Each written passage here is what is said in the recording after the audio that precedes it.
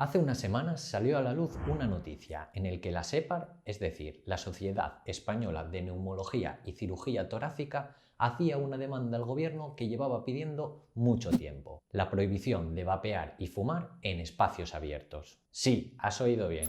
El vapeo también. Todos conocemos ya los peligros de los cigarrillos tradicionales, pero el tema del vapeo todavía genera un poco de controversia. Por una parte, han salido los defensores del vapeo, alegando que es totalmente inocuo. Sin embargo, a pesar de que son muchas ya las evidencias que nos dicen lo contrario, la gente sigue con interrogantes al respecto. ¿Qué peligros tiene vapear? ¿Es seguro?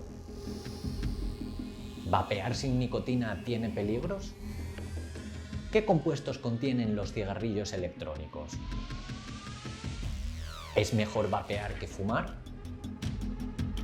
¿Sirve como un método para dejar el tabaco? Las respuestas a estas y otras preguntas en el vídeo de hoy. ¿Te interesa? ¡Vamos allá!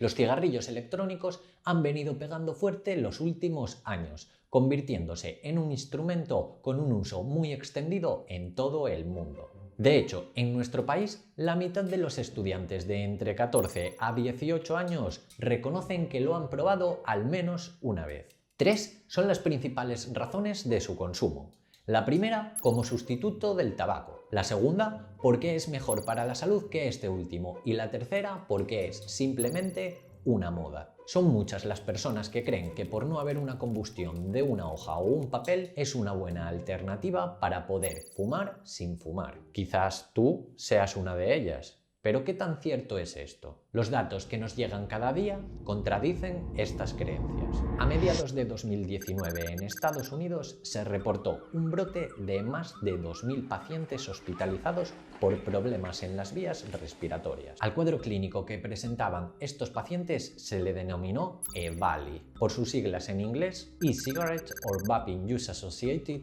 Lung Injury, es decir, lesiones pulmonares asociadas al uso de cigarrillos electrónicos y de vapeo. A la vista de este problema de salud pública, las autoridades comenzaron una investigación para esclarecer las causas y tomar medidas. Dada la época en la que apareció, quizás muchos piensen que eran casos de COVID cuando circulaba, pero todavía se desconocía su existencia. Pero nada más lejos de la realidad. La investigación descartó por completo que la enfermedad proviniera de un virus o una bacteria. Además, lo verdaderamente extraño de todo esto es que los pacientes presentaban una media de edad muy baja, en torno a los 24 años. Por lo que se cree que, a diferencia de las patologías que provienen de fumar cigarrillos convencionales que pueden tardar años en aparecer, los síntomas del EVALI son muy rápidos. Además de las lesiones en el tracto respiratorio, el EVALI produce en el paciente agravamiento de enfermedades como el asma, el EPOC o la fibrosis quística. Además, los investigadores encontraron restos de vitamina E, en concreto acetato de tocoferol, en las muestras de los pacientes. Un compuesto que, curiosamente, se utiliza como espesante y acompaña a muchos líquidos de los que llevan THC. Pero no nos adelantemos, veremos más adelante qué compuestos químicos llevan estos líquidos. Tras estas investigaciones, los expertos recomendaron que se prohibiera el uso de sabores en los líquidos de los cigarrillos electrónicos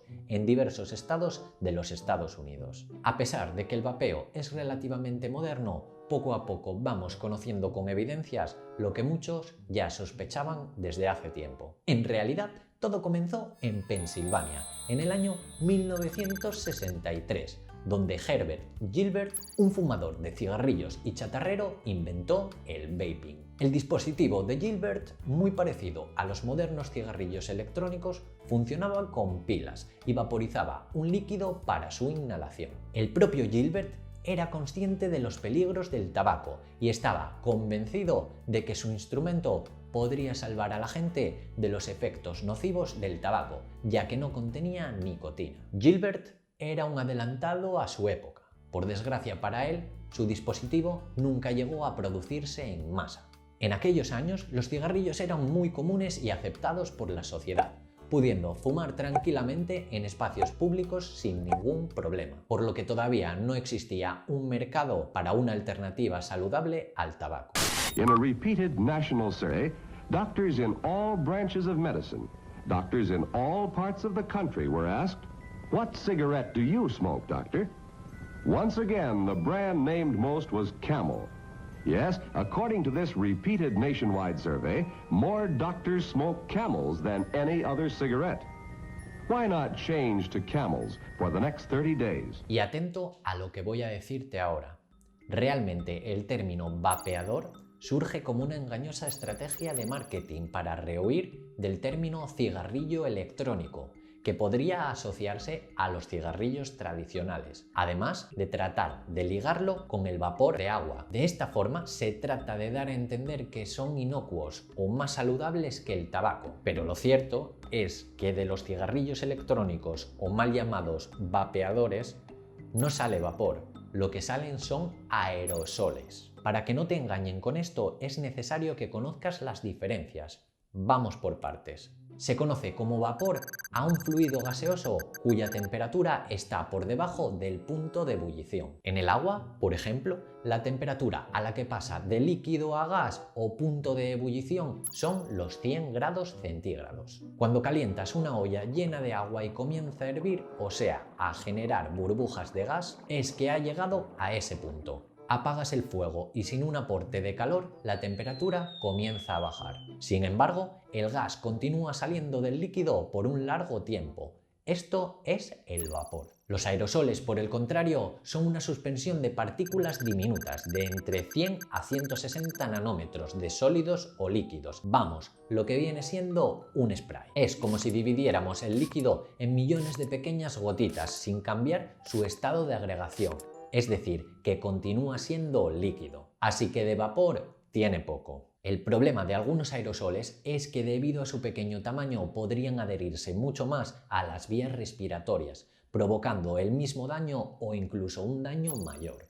Ahora bien, ¿cómo son exactamente los vapeadores, estos instrumentos que generan el aerosol? Estos dispositivos consisten en un pequeño depósito o cartucho que contiene el líquido que mediante un sistema electrónico y un atomizador genera el aerosol de la mezcla. Llegados a este punto, seguramente te estás preguntando qué demonios llevan estos líquidos y si son realmente seguros.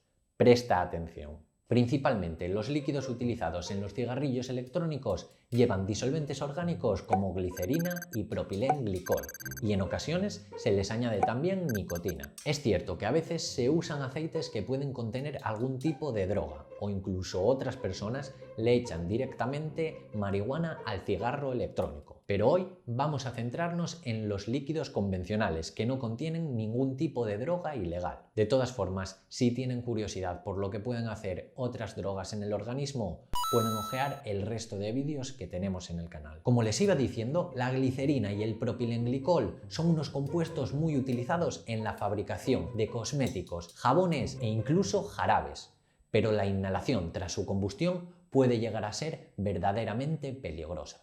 Además, al ser sometidos a calentamiento se produce la descomposición térmica, es decir, se rompen en otros pequeños compuestos orgánicos que pueden ser mucho más peligrosos, como son el formaldehído, el acetaldehído y la acroleína, compuestos que son mutagénicos y cancerígenos. El líquido de los cigarrillos electrónicos también contiene compuestos que son saborizantes y aromatizantes, compuestos que pueden producir problemas respiratorios cuando se vaporizan e inhalan. Uno de estos saborizantes es el diacetilo, un aditivo alimentario cuyo sabor se aproxima al de la mantequilla. De hecho, cerca del año 2000, el diacetilo fue implicado como causa de un tipo de neumonía en trabajadores de fábricas que lo inhalaban en grandes cantidades. Y hay que recalcar que todos estos compuestos son aceptados como seguros para el consumo humano. El problema es que el consumo se refiere al consumo oral, no al consumo por vía inhalatoria a alta temperatura. Pero esto no termina aquí.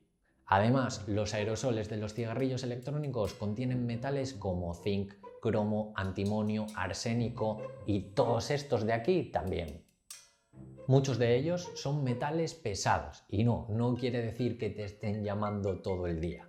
Quiere decir que se acumulan en los organismos provocando enfermedades. Ahora voy a comentar algo que no le va a gustar nada a los partidarios de los cigarrillos electrónicos. Se realizó un estudio de muestras biológicas y los resultados sorprendieron a los investigadores. Los niveles de algunos metales encontrados en los usuarios de cigarrillos electrónicos eran similares e incluso superiores a los de cigarrillos convencionales. Se conoce que la razón era que el atomizador estaba fabricado por estos metales y al calentarse podía traspasarlos al vapor. Además, en los líquidos que contienen nicotina, al igual que en los cigarrillos convencionales, se produce la N-nitroso-nornicotina, una nitrosamina extremadamente peligrosa que se forma en la degradación de la nicotina. Pero atención, que los líquidos sin nicotina tampoco se libran como muchos creen. De hecho, uno de los compuestos más peligrosos es el formaldehído, uno de los productos de descomposición de los disolventes que llevan todos los líquidos y que contribuye a aumentar entre 5 y 15 veces el riesgo de padecer cáncer a lo largo de la vida. Este compuesto se forma cuando el propilenglicol y el glicerol se calientan en presencia de oxígeno en los cigarrillos electrónicos de alto voltaje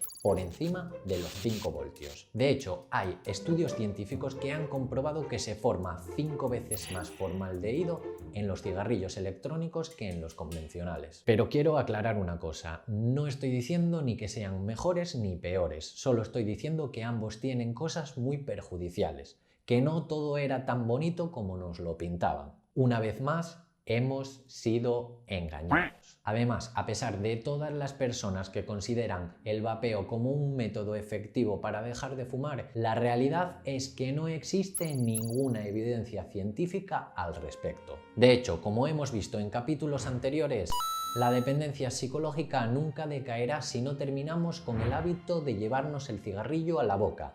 Y eso es indiferente de que el cigarrillo sea convencional o electrónico. Sí que es cierto que el hecho de que no contengan nicotina los hace menos adictivos, pero la dependencia psicológica y la toxicidad producida por los otros compuestos que no son nicotina permanecerá. Por lo tanto, no son tan maravillosos como se podría pensar. De hecho, hay indicios que apuntan más a la posibilidad de que sea una puerta de entrada para no fumadores y jóvenes que un método para dejarlos. Lo mejor que puedes hacer es no meter nada en los pulmones que no sea aire. Todavía falta mucho por saber en los efectos a mediano y largo plazo, pero las evidencias nos dicen que hay que tener mucho cuidado al respecto. Muchas gracias por llegar hasta aquí y nos vemos en el próximo vídeo.